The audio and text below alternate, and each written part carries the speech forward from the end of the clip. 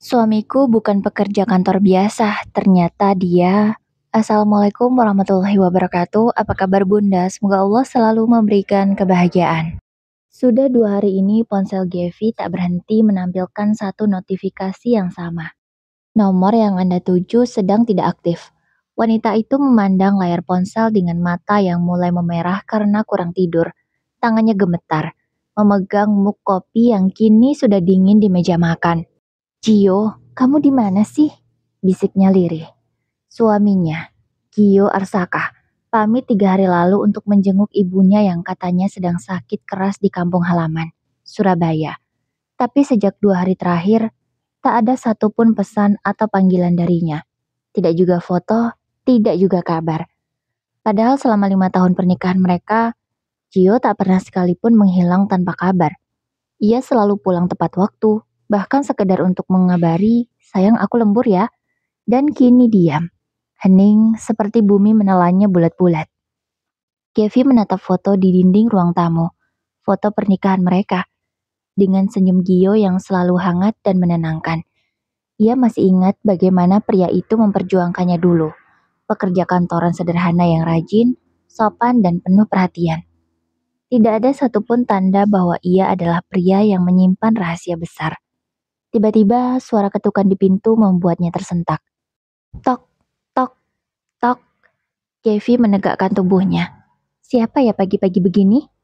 Begitu ia buka pintu, 2 orang pria berpakaian hitam berdiri di depan rumah. Wajah mereka kaku, sorot matanya tajam seperti menyimpan sesuatu. Salah satunya menunjukkan kartu tanda pengenal. Selamat pagi, Ibu Kevi. Iya, saya sendiri, jawab Kevi. Kami dari kepolisian. Kami ingin menanyakan sesuatu tentang suami ibu, Gio Arsaka. Jantung Gevi berdegup hebat. Tangannya refleks meremas kusen pintu. Suami saya? Ada apa dengan suami saya, Pak? Tanyanya. Polisi itu saling pandang sesaat. Lalu salah satunya menatap Gevi dengan tatapan iba. Suami ibu sedang kami cari. Ada dugaan keterlibatan beliau dalam kasus pembunuhan dan peredaran barang haram. Kami mohon ibu tenang dan ikut kami ke kantor untuk memberikan keterangan. Jawab polisi itu dengan suara tegas. Kepala Gevi seketika berputar. Dunia seperti berhenti. Suaminya, Gio, pembunuhan, barang haram. Tidak mungkin. Tubuhnya lemas. Lututnya nyaris tak kuat menahan beban. Tidak mungkin, Pak. Suami saya pekerja kantoran. Saya tahu kantornya di... Suaranya tercekat. Ia menatap kosong. Kantor yang ia maksud tiba-tiba terasa asing di pikirannya. Benarkah itu kantor? Atau hanya gedung kosong yang disulap menjadi tempat penyamaran? Air mata mulai menetes di pipinya. Saya tidak tahu apa-apa, Pak. Saya tidak tahu, ucapnya. Polisi itu menghela napas panjang. Baik, Bu, kami mengerti. Tapi kami harus memeriksa beberapa hal di rumah ini demi penyelidikan. Kevi hanya mengangguk dengan tubuh gemetar. Saat mereka masuk, perasaan aneh menyelinap di dada. Ia menatap lemari kerja Gio yang di ruang belakang. Lemari yang selalu terkunci rapat. Tiba-tiba salah satu polisi mendekat ke arah sana. Bu, boleh kami buka lemari ini? Boleh, tapi saya nggak punya kuncinya. Hanya suami saya yang punya, jawab Kevi dengan gugup. Polisi itu mengeluarkan alat kecil, membuka kunci dengan cepat. Dan saat pintu lemari terbuka, Kevi menjerit kecil. Di dalamnya berjejer rapi tumpukan uang pecahan 100 ribuan, sebuah pistol hitam, dan map tebal berisi foto-foto seseorang dengan tanda merah di wajahnya. Ya Tuhan, bisik Gevi. Tubuhnya gemetar hebat. Polisi menatapnya serius. Bu, kami butuh ibu ikut dengan kami. Gio, suaminya yang selama ini ia banggakan, ternyata bukan pekerja kantor biasa. Melainkan dia seorang mafia. Ruang interogasi itu dingin. Lampu putih menggantung di atas kepala. Cahayanya menusuk mata. Gevi duduk dengan tangan bergetar di atas meja besi. Di seberangnya, seorang perwira polisi muda membuka berkas tebal bertuliskan nama suaminya. Saudari Gevi, tolong tenangkan diri ya, katanya lembut. Kami tahu ini berat, tapi kami butuh keterangan ibu. Gevi mengangguk pelan. Matanya masih sembab. Saya nggak tahu apa-apa, Pak. Suami saya, dia orang baik. Saya nggak percaya kalau dia... Nama lengkap suami ibu? Potong polisi itu pelan. Gio Arsaka. Polisi itu menatapnya lama, lalu membalik lembaran berkas. Nama itu tidak terdaftar, Bu, ucap polisi itu. Gevi mengerutkan kening. Apa maksudnya? Tanyanya tak mengerti. Tidak ada data bernama Gio Arsaka di catatan sipil atau di sistem kependudukan manapun. Kami sudah cek KTP-nya. Nomor identitas yang tertera palsu, jawab polisi. Darah Gevi seolah berhenti mengalir. Tapi saya menikah resmi, Pak. Ada surat nikah, ada wali, ada saksi. Semuanya sah, ucapnya. Benar, ujar polisi itu sambil menunjuk lembar lain. Tapi surat nikah itu terdaftar atas nama pria bernama Gilang Pradipta. Apakah ibu pernah mendengar nama itu? Kevi menatap kosong. Nama itu asing. Ia bahkan tidak tahu siapa Gilang Pradipta. Tapi foto di akta itu jelas wajah suaminya. Air mata kembali menetes di pipinya. Berarti selama ini dia bohong. Suaranya pecah. Nama, pekerjaan, semuanya. Ucapnya lagi. Polisi menutup berkas pelan. Bu Gevi, kami paham ini sulit. Tapi suami ibu, atau siapapun dia, sedang kami buru. Ada dugaan kuat bahwa dia ketua kelompok mafia Black Serpent, jaringan narkotika lintas negara, dan korban pembunuhan yang ditemukan kemarin malam adalah mantan anggota mereka yang diduga tahu terlalu banyak. Gevi menutup mulutnya dengan tangan. Napasnya terengah. Gio membunuh? Tidak, ia terlalu lembut untuk itu, gumamnya dalam hati. Tapi pistol yang ditemukan di lemari, uang, dan dokumen membuatnya seketika berpikir, Tuhan, jadi selama ini aku tidur di samping seorang penjahat? Gumamnya lirih. Sore itu setelah pemeriksaan selesai, Gavi pulang dengan langkah gontai. Rumahnya kini dikelilingi garis polisi. Ia hanya diizinkan masuk untuk mengambil beberapa pakaian dan beberapa barang pribadi. Namun begitu melewati ruang kerja Gio, matanya tertuju pada bingkai foto kecil di meja. Foto mereka berdua, dengan tulisan di belakangnya. Untuk istriku, yang percaya padaku meski aku penuh dosa. Jantungnya berdetak cepat. Ia membuka bingkai itu dan menemukan lipatan kertas di baliknya. Surat, dengan tulisan tangan Gio. Sayangku, Gevi, kalau kamu baca surat ini, berarti semuanya sudah terbongkar. Maafkan aku karena harus menipu. Aku tidak pernah bermaksud menyeretmu ke dunia kotor yang aku jalani. Tapi satu hal yang harus kamu tahu. Aku mencintaimu, bukan sebagai Gio atau Gilang, tapi sebagai pria yang menemukan cahaya dalam hidupnya. Jika aku tidak kembali, tolong jangan cari aku. Karena orang-orang di sekelilingku tidak akan membiarkanmu hidup tenang kalau tahu siapa kamu sebenarnya. Lari, Gevi, sekarang. Surat itu jatuh dari tangannya. Lari? Dari siapa? Gumamnya. Tiba-tiba terdengar suara kaca pecah dari arah dapur. Gevi menoleh. Ada bayangan hitam bergerak cepat di luar jendela. Ketakutan menguasai dirinya. Ia bahkan menuju pintu depan. Tapi saat membuka, seseorang berdiri di sana. Berpakaian serba hitam, wajahnya setengah tertutup masker. Pria itu menatapnya tajam dan berbisik pelan. Bu Gevi, ikut saya. Nyawa ibu dalam bahaya. Bu Gevi, ikut saya cepat. Ucap orang itu sekali lagi.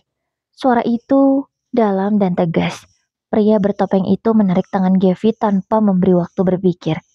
Siapa kamu? Lepas, aku gak mau pergi. Gevi berontak.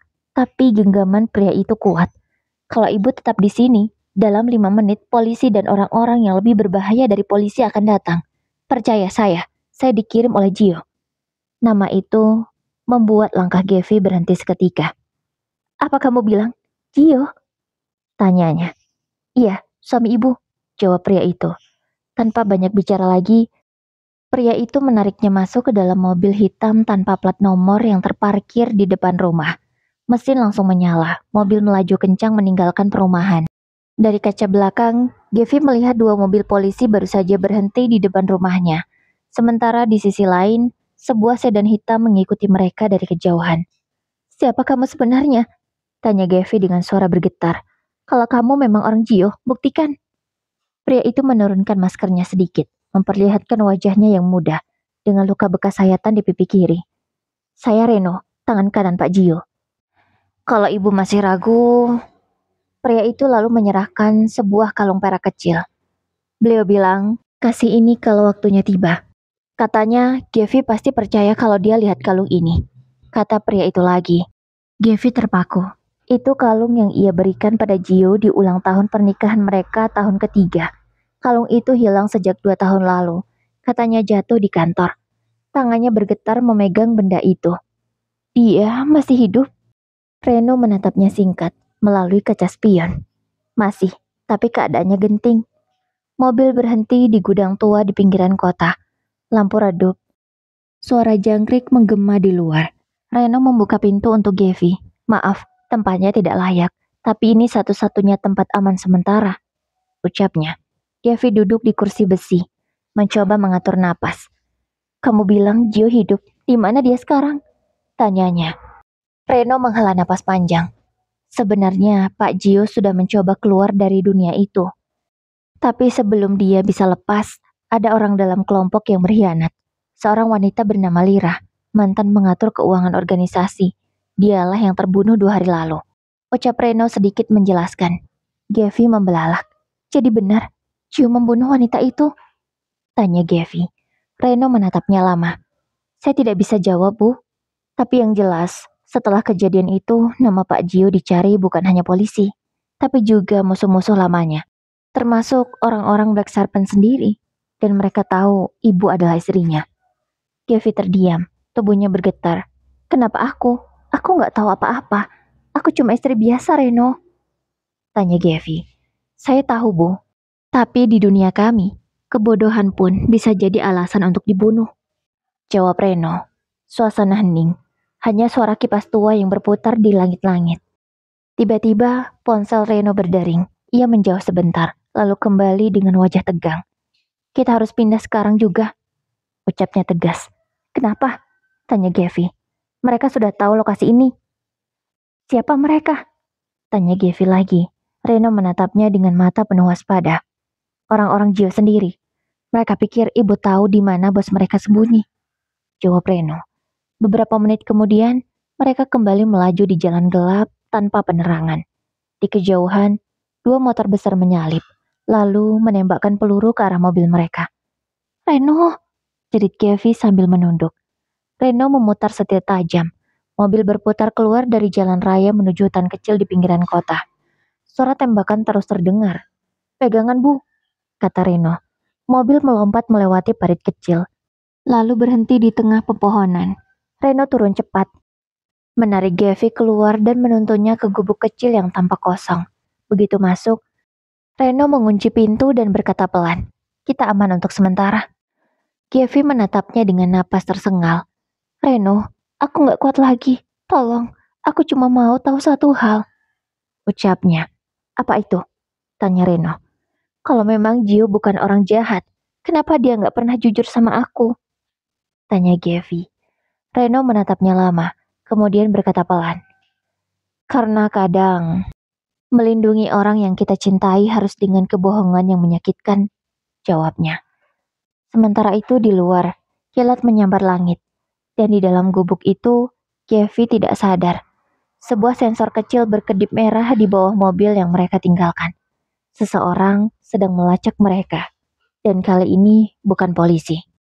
Tak lama kemudian hujan turun deras malam itu.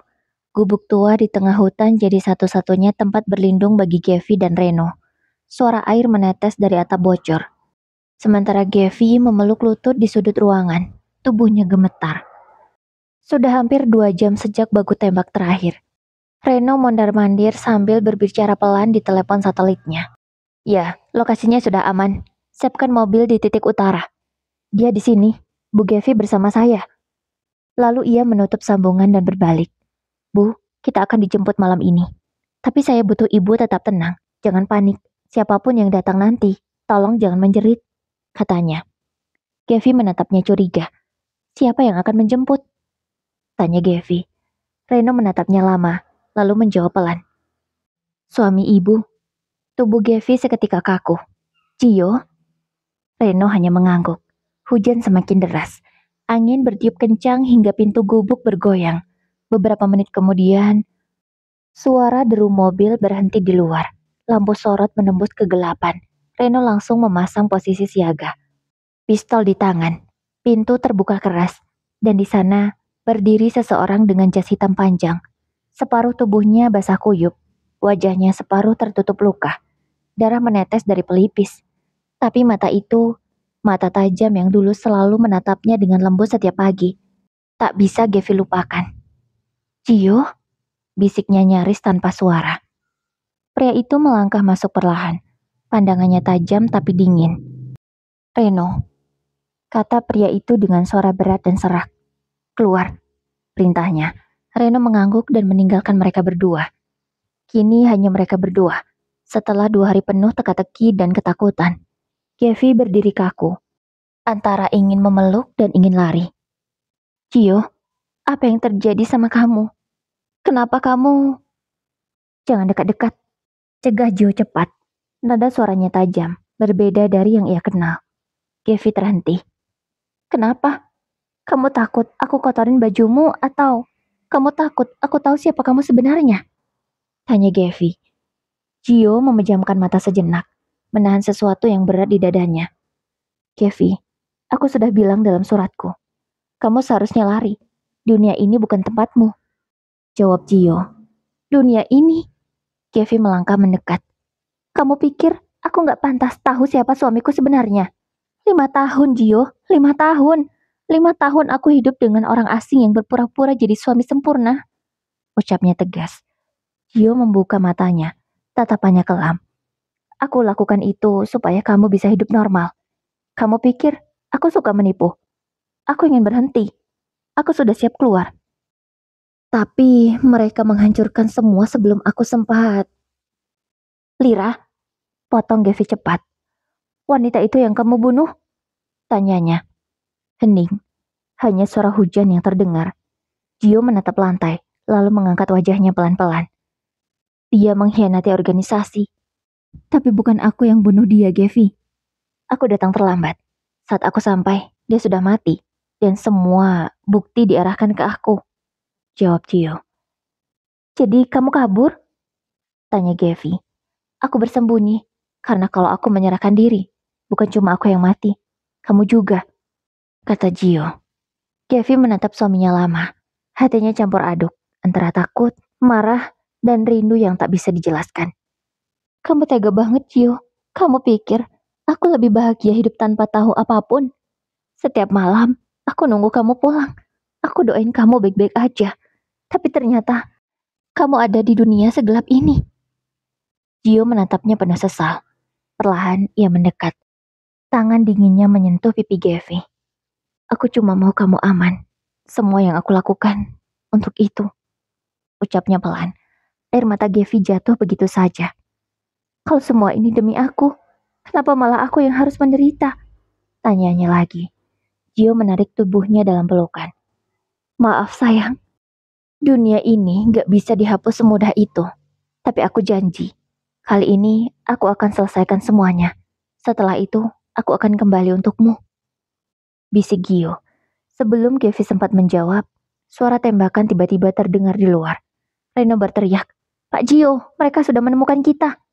Gio segera mendorong tubuh Gevi ke lantai, menutupi dirinya dengan tubuhnya sendiri. Suara kaca pecah. Peluru menembus dinding gubuk itu. "Reno, arah timur. Tutup aksesnya," teriak Gio. Ia lalu menarik pistol dari dalam jasnya dan menembak ke arah jendela. Gevi menjerit, tapi Gio menatapnya cepat. "Diam di sini. Jangan keluar apapun yang terjadi." Gio melompat keluar. Hujan mengguyur tubuhnya. Suara tembakan bergema di antara pepohonan. Beberapa menit berlalu dalam ketegangan. Lalu hening. Pintu terbuka lagi. Reno masuk dengan wajah pucat. "Bu Gevi, kita harus pergi sekarang," ucapnya. "Mana Gio?" tanya Gevi. Reno menunduk. "Dia tertembak, tapi dia masih hidup. Kami bawa dia ke tempat aman," jawab Reno. Gevi membeku. Air matanya jatuh tanpa suara. Mobil melaju kencang menembus malam. Di kursi belakang, tubuh Gio bersandar lemah di pangkuan Gevi. Darah mengalir dari dadanya, tapi tangannya masih menggenggam tangan istrinya erat. "Jangan nangis," bisiknya pelan. Kamu tahu nggak, Gevi? Selama ini aku cuma takut satu hal. Gevi menatapnya dengan mata basah. Apa? Tanya Gevi dengan suara bergetar. Kalau kamu lihat siapa aku sebenarnya, kamu bakal benci aku, jawab Gio. Gevi menunduk, mencium kening suaminya. Bukan benci, Gio. Aku cuma takut kehilangan kamu, jawab Gevi dengan air mata yang semakin deras mengalir. Namun di luar sana, dua mobil hitam lain mengikuti dari kejauhan. Seseorang di dalam mobil itu tersenyum sinis sambil berkata, kalau bosnya nggak bisa kita habisi, istrinya saja dulu. Suara sirine samar-samar terdengar dari kejauhan, bercampur dengan deru mesin mobil yang melaju kencang menembus malam. Hujan belum berhenti, membasahi kaca depan dan menyamarkan pandangan. Reno menggenggam kemudi erat, sementara di kursi belakang, Gevi memeluk tubuh Gio yang semakin lemah. Gio, bertahan ya. Kamu gak boleh tidur, dengar? Ucap Gevi. Gio membuka matanya perlahan, suaranya parau. Kalau aku gak bangun lagi, kamu harus pergi ke tempat yang Reno tunjuk. Jangan tanya, jangan balik, Gevi. Berhenti ngomong kayak gitu, bentak Gevi dengan air mata menetes deras. Aku gak mau kemana-mana tanpa kamu. Reno melirik lewat kaca spion, wajahnya tegang. Bu Gevi, tolong, dia kehilangan banyak darah. Kita harus ke rumah aman dulu. 5 menit lagi sampai, kata Reno. Tapi sebelum mereka sampai, suara ledakan mengguncang. Mobil di belakang mereka terbakar setelah menabrak tiang listrik. Reno memaki pelan. Sial, mereka lebih banyak dari kukira. Dari kejauhan, dua motor besar kembali mengejar. Tembakan beruntun menghantam bagian belakang mobil. Kaca pecah, percikan peluru berterbangan. Gevi berteriak sambil memeluk Gio makin erat. Turun, teriak Reno.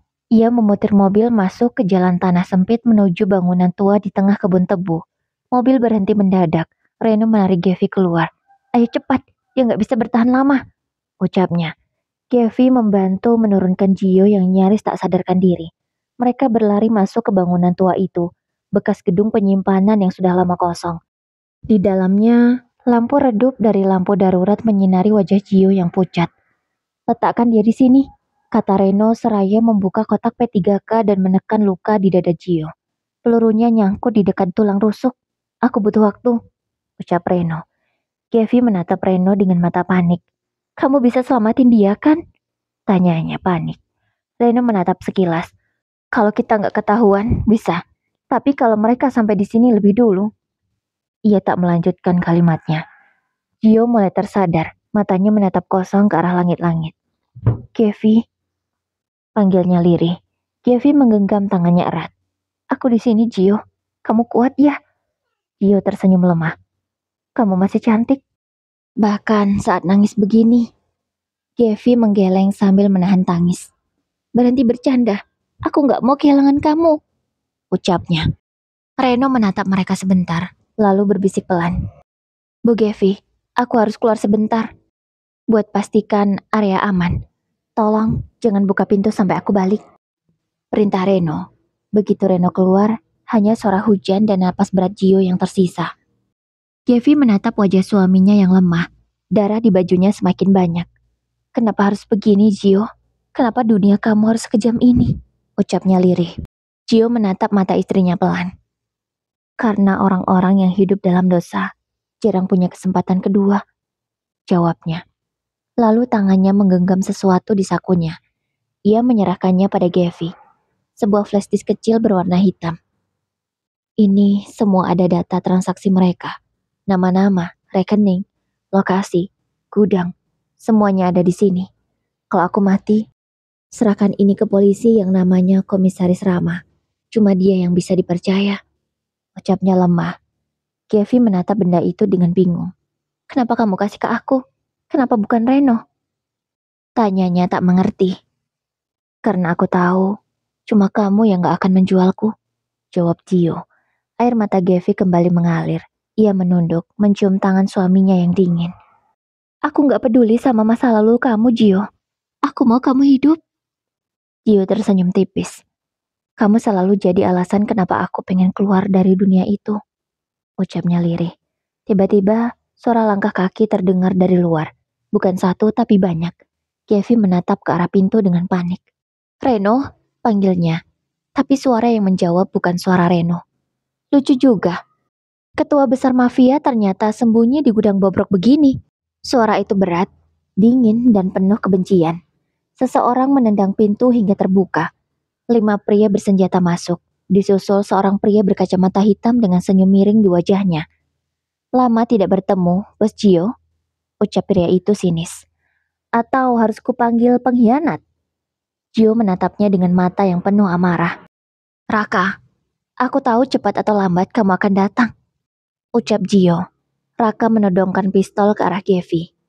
Dan rupanya, kamu masih bawa istrimu. Romantis sekali.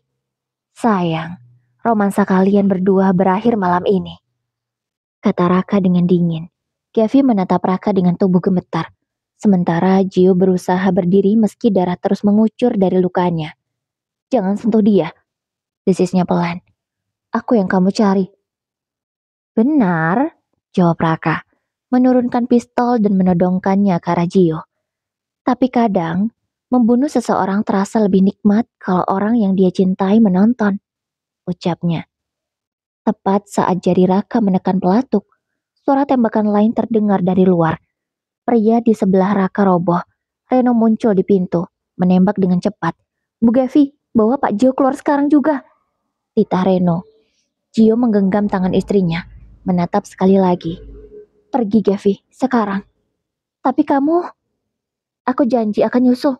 Sekarang lari, ucap Reno tegas. Dengan tangisan tertahan, Gevi menyeret tubuh suaminya keluar melalui pintu belakang gudang. Peluru berdesing di sekitar mereka.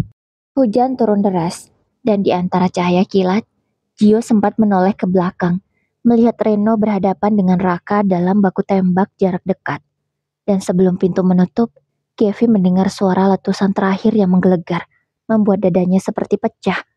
Malam itu, gedung tua itu terbakar habis. Polisi menemukan sisa-sisa kebakaran, tapi tidak satu pun tubuh yang bisa dikenali. Dan di tengah reruntuhan, satu-satunya benda yang utuh hanyalah kalung perak milik Gevi, dengan bercak darah di ujungnya. 6 bulan telah berlalu sejak malam kebakaran itu. Sejak malam di mana seluruh hidup Gevi berubah menjadi abu. Sama seperti gudang tempat terakhir ia melihat Gio. Kini, ia bukan lagi Gevi Ersaka. Nama barunya Nadia. Itu nama yang diberikan oleh pihak kepolisian setelah mereka membawanya ke rumah aman program perlindungan saksi. Setiap pagi, Nadia menatap dirinya di cermin kecil kamar asrama. Rambutnya kini pendek sebahu. Warnanya lebih terang. Bekas luka kecil di pipinya, hasil pecahan kaca malam itu menjadi pengingat satu hal. Masa lalunya tidak akan pernah benar-benar pergi. Namun yang paling menyakitkan bukan luka di wajah, melainkan kenyataan bahwa hingga kini tak ada satupun kabar tentang Gio. Bu Nadia, suara dari luar membuatnya tersadar. Petugas perempuan masuk membawa map. Kepolisian baru menerima hasil investigasi tambahan. Mereka menemukan bukti baru terkait kasus Black Serpent. Gevi menatapnya penuh harap. Apa Gio ditemukan? Petugas itu menunduk sebentar.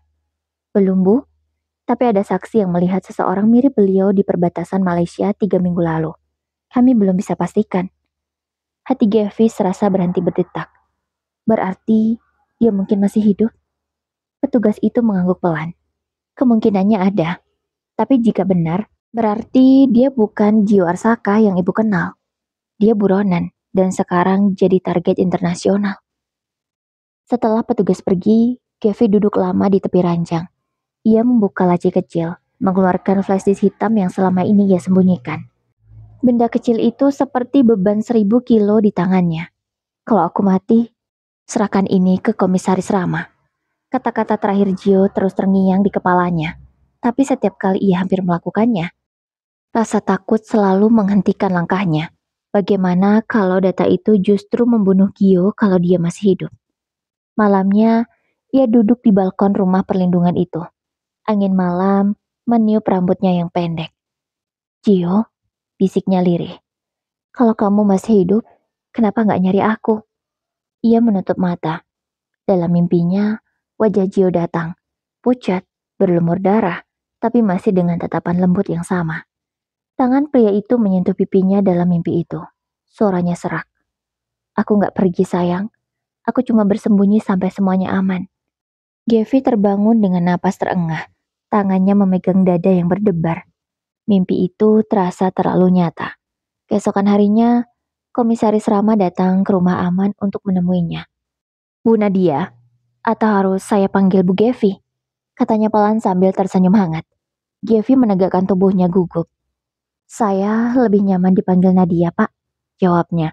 Rama mengangguk, lalu menatap meja. Saya tahu ini mungkin sulit, tapi kami sudah hampir memecahkan jaringan besar Black Serpent.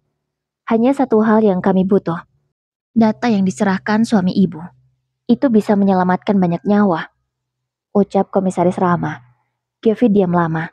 Ia menatap flash disk di dalam genggamannya, lalu berkata pelan. Kalau saya kasih ini, apa kalian bisa lindungi dia juga? Kalau dia masih hidup? Tanya Gevi. Rama terdiam sejenak. Kalau dia menyerahkan diri, iya. Tapi kalau dia masih di luar sana, kami tetap harus menangkapnya, Bu. Dia bukan hanya buronan, tapi juga bagian dari sistem yang menelan ratusan korban. Air mata Gevi menetes. Ia tahu itu benar, tapi hatinya menolak. Karena bagi dunia, Gio adalah mafia. Tapi bagi dirinya, Gio tetap suaminya. Pria yang mencintainya dengan segala kebohongan yang ada. Akhirnya, ia menyerahkan flash disk itu dengan tangan gemetar. Kalau ini bisa hentikan darah dan dendam, ambil Pak, ucapnya. Rama menerimanya dengan hormat.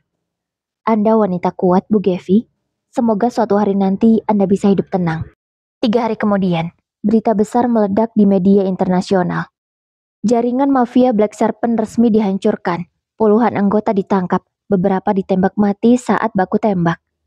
Namun di antara daftar nama itu, tak ada nama Gio Arsaka, tak juga Gilang Pradipta. Malam itu, Gevi berjalan di tepi dermaga, menatap laut gelap tanpa bintang. Tiba-tiba, seseorang berdiri di kejauhan. Siluet tinggi dengan jas hitam panjang. Hatinya berdebar kencang. Ia menatap lebih jelas, dan detak jantungnya makin tak karuan. Pria itu berdiri diam di bawah lampu jalan, lalu tersenyum samar.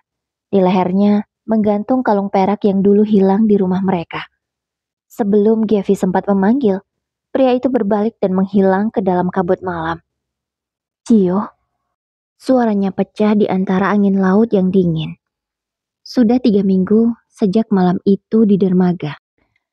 3 minggu sejak Gevi atau kini Nadia melihat sosok yang begitu mirip suaminya berdiri di bawah lampu jalan, menatapnya dengan senyum samar sebelum menghilang. Sejak malam itu hidupnya berubah lagi. Tidurnya tak nyenyak, makan pun hanya secukupnya. Setiap kali memejamkan mata, bayangan Gio datang menuntut jawaban. Apakah dia benar-benar masih hidup? Atau hanya halusinasi dari hati yang terlalu rindu? Hari itu, Gevi datang ke kantor polisi tanpa pemberitahuan. Ia menunggu lama hingga Komisaris Rama muncul. Bu Nadia, kenapa nggak kasih kabar dulu? Tanya Rama sambil menutup map di tangannya. Gevi menatapnya dengan mata penuh tekad. Pak, saya mau ke Malaysia. Jawab Gevi. Rama mengerutkan kening. Apa? Itu berbahaya. Kami belum bisa pastikan apakah orang yang ibu lihat itu Gio atau bukan. Tanya Komisaris Rama. Tapi saya tahu tatapan matanya, Pak. Nada suara Gevi tegas. Gemetar tapi yakin. Itu tatapan suami saya. Saya nggak akan salah. Jawabnya sangat yakin. Rama menarik napas panjang. Kalau begitu, saya akan bantu. Tapi ibu harus janji satu hal. Jangan bertindak sendirian. Gevi hanya mengangguk, tapi dalam hatinya, ia sudah punya rencana sendiri. Ia tak akan lagi menunggu. 2 minggu kemudian, Gevi menjejakkan kaki di Kuala Lumpur dengan identitas baru dan paspor khusus. Ia menyamar sebagai jurnalis lepas. Berbekal foto Gio yang ia simpan di ponsel, ia mulai menelusuri jejaknya. Dari satu pelabuhan ke pelabuhan lain, dari kedai kopi kecil hingga hotel kumuh. Semua orang yang ia tanya hanya menggeleng. Sampai akhirnya, seorang pelayan di bar kecil di daerah itu menatap lama fotonya. Saya pernah lihat dia, Kak, katanya pelan. Tapi dia pakai nama lain. Semua orang sini panggil dia Riko, ucap orang itu. Gevi tertegun. Riko? Iya, orangnya dingin tapi dermawan. Sering nolong anak jalanan, bagi uang tanpa banyak bicara. Tapi kadang malam-malam dia hilang dan muncul lagi dengan wajah berdarah. Dada Gavi serasa diremas. Itu pasti Gio. Tapi kenapa dia jadi orang lain? Malamnya di penginapan murah, Gavi duduk di dekat jendela. Hujan mengguyur keras di luar. Tiba-tiba suara pintu kamar diketuk perlahan. Tok, tok, tok. Gavi menahan napas. Siapa? Tak ada jawaban. Ketukan itu berhenti. Tapi kemudian dari bawah pintu terselip sebuah amplop hitam. Ia menatapnya lama sebelum membukanya. Di dalamnya ada selembar foto Polaroid. Foto itu memperlihatkan Gio, atau pria yang mirip dia, berdiri di depan sebuah gedung tua dengan tulisan Le Fortune Export Ltd. Di balik foto itu, ada tulisan tangan rapi. Berhenti mencariku. Dunia ini gak cocok buatmu, Gavi. Tangannya gemetar hebat. Air matanya jatuh di atas tulisan itu. Itu tulisan Gio. Ia hafal benar setiap hurufnya. Tapi bagaimana bisa dia tahu Gavi di sini? Keesokan harinya, Gavi mendatangi lokasi di foto itu. Gudang tua di pinggiran pelabuhan. Sunyi, berkarat, dan dijaga ketat dua pria berpakaian hitam. Gavi bersembunyi di balik tumpukan peti, mengintip ke dalam melalui celah. Di dalam, ia melihat sosok pria tinggi dengan jas hitam dan luka di pelipisnya. Gio. Tapi kali ini wajahnya bukan wajah suami yang ia kenal. Tatapannya dingin, penuh kuasa. Ia sedang berbicara dengan pria lain dalam bahasa Inggris yang berat. Kita harus kirim paket ke Jakarta malam ini. Jangan ada kesalahan. Saat pria itu berbalik, pandangan mereka bertemu. Hanya 2 detik, tapi waktu seolah berhenti. Gio menatapnya tajam. Matanya membulat kaget. Gavi. Namun sebelum ia sempat mendekat, suara tembakan memecah udara. Polisi! Teriakan menggema. Peluru berterbangan. Gio langsung menarik pistol dan menembak balik. Dalam kekacauan itu, ia sempat melihat Gavi yang terjatuh di balik peti dan wajahnya berubah panik. Gavi! Saat asap dan teriakan memenuhi gudang, Gio berlari ke arahnya, memeluk tubuh Gavi yang menggigil ketakutan. Kenapa kamu masih di sini, sayang? Bisiknya putus asa. Karena aku gak bisa hidup tanpa tahu kamu masih hidup, jawab Gavi lemah, sambil menatap matanya. Tapi kenapa kamu di sini, Gio? Kenapa kamu masih... Diam. Gio menempelkan jarinya ke bibirnya, menatap sekeliling. Aku gak bisa jelasin sekarang. Percaya aku, Gavi. Kalau kamu masih mau aku hidup, jangan pernah cari aku lagi. Ia mencium keningnya cepat, lalu mendorongnya ke arah pintu belakang. Tinggalkan tempat ini sekarang. Dan sebelum Gavi bisa berkata apapun, Gio sudah berbalik. Menembak ke arah musuh, lalu menghilang di balik asap dan api. Beberapa jam kemudian, Gavi terbangun di rumah sakit. Rama duduk di sampingnya, wajahnya tegang. Kami berhasil selamatkan ibu tepat waktu. Tapi dia siapa, Pak? Tanya Gavi. Gio Arsaka, dia kabur lagi, dan sekarang seluruh Interpol mencarinya, jawab Rama. Gavi menatap langit-langit putih kamar itu dengan mata kosong. Suaminya hidup, tapi dia bukan lagi Gio yang dulu. Dia kini Rico, dan dunia tak akan pernah izinkan mereka bersama lagi. Setahun sudah berlalu sejak kejadian itu. Belum ada kabar apapun tentang Gio. Nadia hanya bisa hidup dalam kesendirian dan penantian tanpa arah yang jelas. Cintanya pada Gio memang sangat besar, sehingga membuatnya belum bisa melupakan apapun itu. Ia masih berharap, namun berhenti mencari suaminya. Kini Nadia memilih fokus memperbaiki hidupnya yang sudah hancur. Keadaannya yang tak punya siapa-siapa membuatnya harus berjuang sendiri. Nadia sudah tak punya orang tua. Bahkan dia dulu tinggal di panti asuhan. Dia tumbuh dan besar di sana. Lalu setelah dewasa dan bekerja dinikahi oleh Gio. Dia sangat bahagia bisa menikah dengan Gio. Ditambah suaminya itu memang baik. Tapi dia tidak menyangka kalau Gio sebenarnya seorang mafia. Kini Nadia memilih fokus berjualan. Ia berjualan es teh jumbo di pinggir jalan. Pelanggannya selalu ramai setiap hari. Selain harganya yang murah, rasanya juga enak. Namun setiap kali melayani pelanggan yang datang, matanya selalu waspada, mencoba melihat setiap orang apakah di antara mereka ada suaminya di sana. Karena di hatinya yang paling dalam, Gavi atau Nadia masih berharap kalau Gio akan kembali menemuinya dan mereka bisa kembali hidup bersama. 5 tahun sudah berlalu. Nadia masih dengan rutinitas yang sama. Namun kali ini dia sudah punya karyawan. dia juga sudah punya beberapa cabang. Usahanya semakin dikenal banyak orang. Selalu habis setiap harinya, tak pernah bersisa. Tapi meski begitu, Nadia masih memilih sendiri. Karena dia masih menunggu Gio. Hingga suatu hari, tiba-tiba ada tamu yang tak dikenal datang. Wajah pria itu sangat asing. Nadia pun tak pernah bertemu orang itu sebelumnya. Maaf, cari siapa ya? Tanya Nadia penuh penasaran. Saya cari Nadia, jawab pria itu. Dan setelah pria itu mengeluarkan suara, barulah Nadia menyadari siapa dia. Gio, katanya lirih kemudian menutup mulutnya. Karena pria itu memberi isyarat, meletakkan telunjuk di bibirnya. Saya Reza. Pria itu mengulurkan tangan untuk berkenalan. Dengan tangan gemetar, Nadia menyaliminya. Nadia, jawabnya pelan. Boleh saya mengenal Anda lebih jauh? Ucap pria itu lagi. Nadia hanya mengangguk pelan, lalu mempersilahkannya duduk di teras. Kebetulan di sana ada kursi dan juga meja, pas untuk mereka berdua. Dengan suara pelan, Reza mulai menceritakan masa lalunya. Ya, benar, dia adalah Gio yang sudah merubah semuanya. Identitasnya, wajahnya, semuanya sudah dia rubah. Bahkan ada beberapa hal yang tak bisa melacaknya lagi meskipun melalui sidik jari. Kamu beneran Gio? Tanya Nadia masih tak percaya. Lalu pria itu merogoh kantongnya, mengeluarkan kalung perak dari dalam sana. Kamu masih ingat ini kan? Ucap pria itu. Ini? Iya. Nadia menerima kalung itu. Lalu dengan lembut, Reza memakaikannya. Kamu suka? Tanyanya. Nadia mengangguk. Sebenarnya dia ingin menangis. Tapi Reza melarang untuk itu. Mereka berdua pun menjalani hubungan layaknya pasangan muda pada umumnya. Reza pun menjalani kehidupan yang normal. Dia sudah berhenti dari dunia kelam itu. Setelah 5 bulan mereka dekat, kini Reza memberanikan diri untuk menikahi Nadia untuk kedua kalinya. Mereka pun resmi menikah, baik secara agama ataupun negara. Meskipun Nadia tahu, dan dia yakin kalau itu benar-benar Gio. Tapi di hatinya masih ragu. Laki-laki yang sekarang sudah menjadi suaminya ini masih asing baginya. Dan ketika Gio membuka bajunya, terlihatlah di sana bekas luka yang sudah sangat samar. Tapi Nadia masih ingat kalau itu bekas luka yang sama saat dia bertemu Gio waktu itu.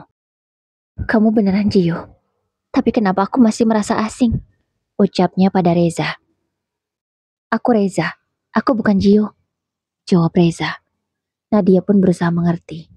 Kini mereka berusaha menjalani hidup normal layaknya pasangan suami istri pada umumnya. Kini Reza membantu usaha Nadia. Karena dia sendiri pun bekerja serabutan, belum punya penghasilan yang tetap. Kamu hebat banget sayang.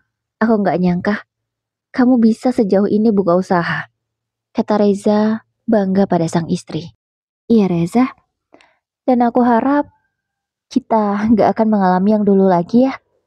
Jawab Nadia. Semoga. Kata Reza ikut berharap. Dan waktu pun terus berlalu. Kini Nadia sudah hamil anak pertama mereka. Usia kandungan Nadia baru 2 bulan. Dan tiba-tiba hari itu, kedai es teh jumbo milik Nadia didatangi seseorang. Dialah Komisaris Rama. Dan kebetulan ada juga Reza di sana. Reza sempat terkejut, namun segera bisa mengendalikan dirinya.